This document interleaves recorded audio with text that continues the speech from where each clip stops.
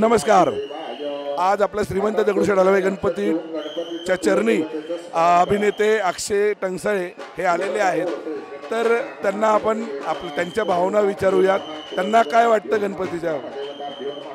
या गणपतीचं आणि माझं नातं हे खूप जुनं आहे, कारण प्रत्येक पुणेकराचंच नातं या गणपतीबरोबर कुठलं ना कुठलं स्पेशल आहे। तसंच माझंही या गणपती बाप्पाबरोबर खूप स्पेशल असं एकंदरीत त्याच्याबरोबर माझे प्रेमसंबंध म्हणता येतील असं म्हणायला हरकत नाही की ते जोडलेले आहेत कायमस्वरूपी, आणि कायमच इथं येऊन भारावून जातो।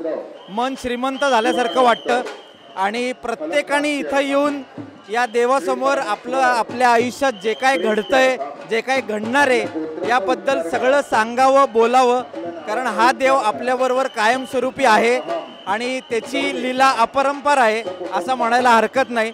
त्यामुळे मी प्रत्येकाला म्हणेन, प्रत्येक पुणेकराला म्हणेन की तुम्ही नक्की दगडूशेठ गणपतीला या, नमस्कार करा आणि त्याच्या भक्तीत तल्लीन होऊन जा।